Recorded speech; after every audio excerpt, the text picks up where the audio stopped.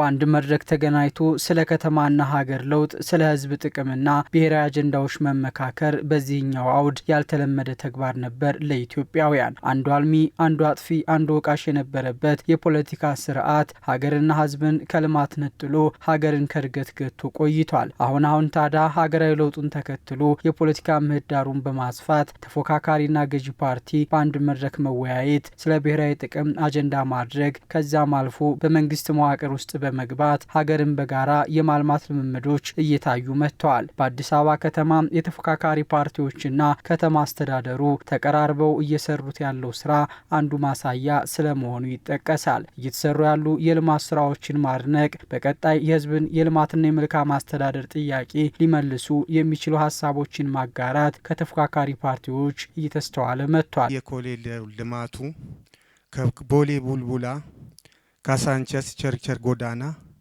ከአዲስ አበባ በሙሉ ጥሩ ስራ እንደተሰራ ልቦናችንም ሆነ በተለያየ መንገድ የጎበኘ ነው ምስክርነት ሊሆን ይገባል።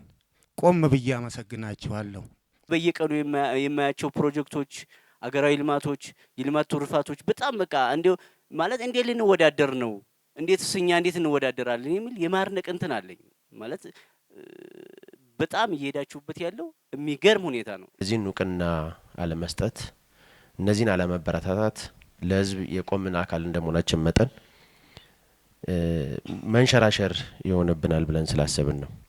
ገዢው ፓርቲ ብልጽግናን ጨምሮ የተፎካካሪ ፓርቲዎች በጋራ የሚመክሩበት የሰከነ የፖለቲካ ዲሞክራሲ ልምምድን የሚያዳብሩበት የጋራ ምክር ቤት ፈጥረውም እየሰሩ ይገኛል። ፓርቲዎቹ ከተማዋ እንድትለወጥ የነዋሪዎች ኑሮ እንዲሻሻል በትጋት እየሰሩ ለሚገኙት የአዲስ አበባ ከተማ ከንቲባ አዳነች አቤቤም የጋራ ምክር ቤት አባላቱ ምስጋና ችረዋል። ሴት ጀግና በመሆኑት በሴት ጀግና ደግሞ ለዘመናት የተተበተበ የአዲስ አበባ ችግርን በአጭር ጊዜ መፍታት መቻሎት ቁርጠኛ ካቢኔ መፍጠሮትና ካቢኔዎትም ደግሞ ልክ በርሶ ልክ መራመድ የሚችል ካቢኔ ስላሎት እጅግ በጣም እናበረታታና ልናመሰግን እንወዳለን። እርሶ ወደ አዲስ አበባ ከመጡ ማግስት የከተማው አጠቃላይ ባጀት 30 ቢሊዮን ብር አካባቢ ነበረ። ይህን ከውስብስብ ከሌብነት ከብልሹ አሰራር በጠራ መልኩ በማድረግ አሁን ላይ የከተማው አስተዳደር ገቢው 230 ቢሊዮን ብር አካባቢ ደርሷል። እናንተ እንደምትሉት የሰው ተኮር ፕሮጀክት ላይ በማዋል ግዙፍ በርካታ የከተማዋና የሀገሪቷን ገጽታ ሊቀይር የሚችሉ ፕሮጀክቶች ተሰርተዋል።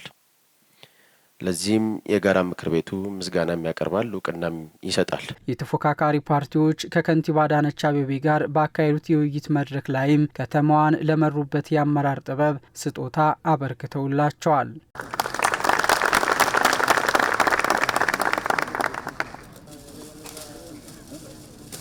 ፍቅርን፣ አብሮነትን የሚያሳይ ልዩ መታወሻ ነው።